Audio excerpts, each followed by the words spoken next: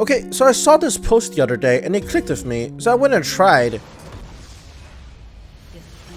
Okay, clearly this build needs some adaptations so handicaps like me can get this thing to work. But first, let me go over how good Aatrox Q is when played as a support. Q, literally 3 knockups on a 3-second cooldown, but with the prerequisite that you're not a handicap and can't land a single goddamn Q on the 4 enemies right on top of you. W, a hook with a 25% slow. E, extend your Q knockup range by 300 units, allowing you to outrange any ADC. R, about as useful as Control +5 for this build, but it looks cool though, so learn it anyway. Now that you know why Aatrox should be played as a support, this is where we start improving his supporting capabilities by taking Flash on F and Exhaust on D to make sure that your W pulls back, guaranteeing your Q3. As your Q1 has E4 setup and Q2 has a Glacial Augment, runes are basically the same from the original guide, aside from Resolve.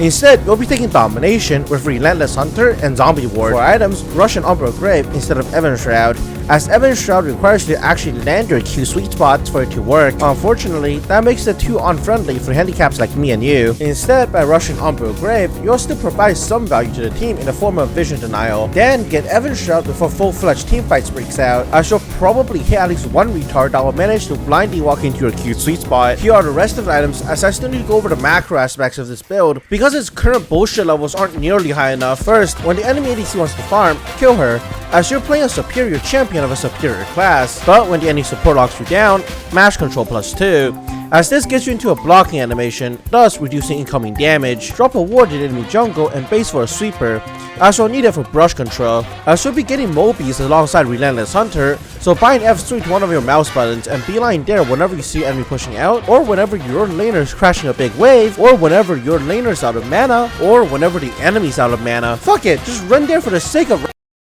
try to bully your ADC into playing Samara, Water Samara, or Man Samara. I mean, you do have the backup plan Caitlyn, and the backup plan of the backup plan Jhin, but ideally, you just want Samara Water variant. Huh? Rossbroom Socks didn't like it? I just don't think that Nilo works with this at all.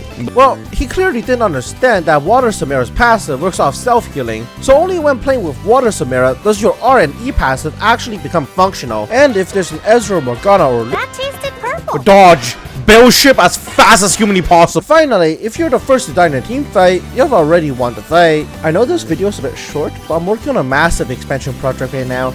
I'll probably announce over the next 3 videos. Not sure though.